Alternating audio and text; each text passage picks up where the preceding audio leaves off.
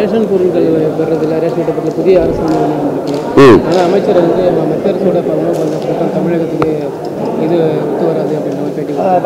அது எல்லாத்துலேயுமே ஒத்து வராதான். நீட் தேர்வில் ஒத்து வராது, ஜிஎஸ்டி ஒத்து வராது அப்படி சொல்லிவிட்டு அப்புறம் ஆமாம் சாமின்னு சால்ரா போட்டு திருப்பி வந்து இங்கே வந்து கத்துறது. இப்போ நீட் தேர்வை ஒத்துக்கிட்டது யார்?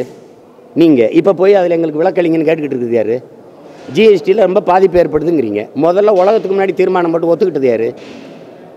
உணவு பாதுகாப்பு WTOவில் கையெழுத்து போடும்போதே முடிச்சிட்டான்னு தெரியுது. இல்லை ரேஷன் கடையை மூட போகிறான்னு கத்தணும்ல. நாங்கள் நீ பருப்பு இல்லைம்பிங்க, மண்ணெண்ணெய் இல்லைம்பிங்க, அரிசி இல்லைம்பிங்க, ஒரு நாள் விடிய காலம் போவோம் கடையே இருக்காது, கடை இல்லைன்றீங்க. இதான் நடக்க போகுது.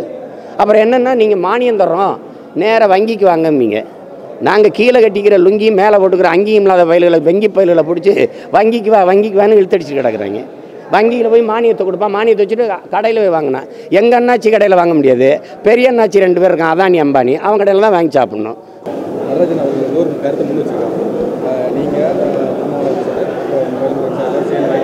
செயல்பட்டால் நல்லாயிருக்கும் அப்படின்ற மாதிரி ஒரு கருத்தை.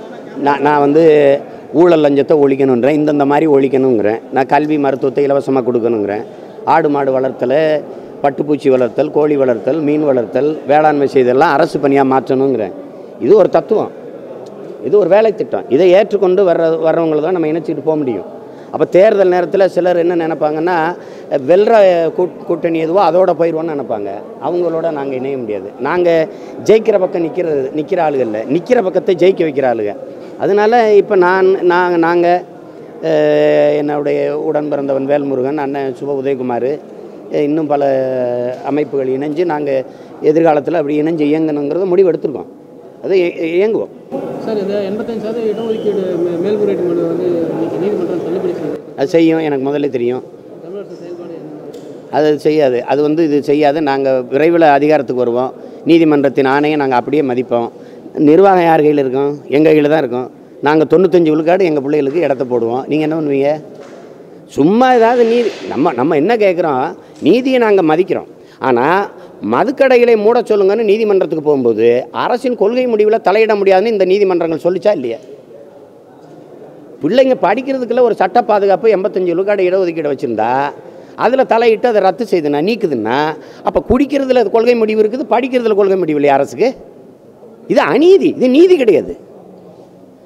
உச்சநீதிமன்றம் தானே இங்கே இருந்து 50 விழுக்காடை எடுத்துக்கிடுச்சு.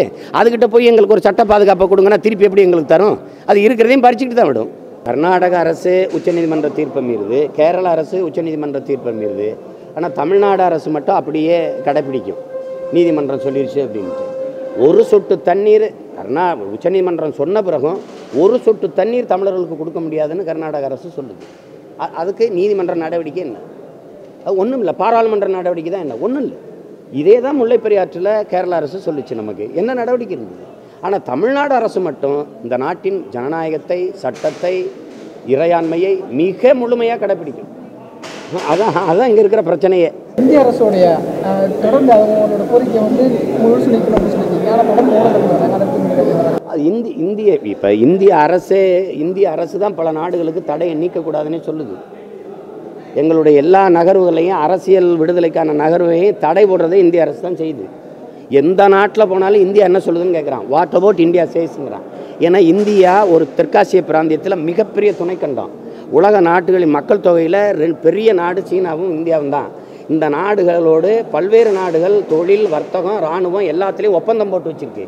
அதனால் தமிழர் என்கிற இனமாக இந்தியா என்கிற நாட்டின் நட்பான்னு வரும்போது இந்தியா என்கிற நாட்டின் நட்பு அப்படி தான் அனைத்து நாடுகள் பார்க்குது. அப்போ அந்த அடிப்படையில் எங்களுக்கு ஐரோப்பிய ஒன்றியம் தடையை நீக்கினது எவ்வளோ மகிழ்ச்சியும் நம்பிக்கையும் வருதோ, அதுபோல் என் நாடு வந்து எங்கள் மீது தமிழ் தேசியத்தின் மீது திணிக்கப்பட்ட ஒரு அவமானம் தான் இந்த தடை. அதை நீக்கணும். அதை நீக்கினா தான் எங்களுடைய என்ன சொல்கிறது, எங்களுடைய இந்த இலக்கை நோக்கிய பயணம் வந்து விரையும். உலகமெங்கும் பரவி இருக்கும் தமிழ் நெஞ்சங்களே, உங்கள் பகுதிகளில் நடக்கும் நிகழ்வுகள், போராட்டங்கள், பிரச்சனைகள், அதிகாரிகளின் அலட்சியத்தால் புறக்கணிக்கப்பட்டுள்ள திட்டங்கள், லஞ்ச புகார்கள் மற்றும் சமூக அவலங்களை இந்த உலகிற்கு வெளிச்சம் போட்டு காட்ட விரும்புகிறீர்களா? உங்கள் செல்போன் மூலமோ அல்லது தங்களிடம் இருக்கும் கேமரா மூலமாகவோ பிரச்சனைகளை வீடியோவாக பதிவு செய்து எங்களுக்கு அனுப்புங்கள். உங்கள் பகுதி பிரச்சனைகளை உலகுக்கு வெளிச்சப்படுத்தி அப்பிரச்சனைகள் நீங்க வழி செய்வதுடன் உங்களுக்குரிய சன்மானத்தையும் வழங்குகிறோம்.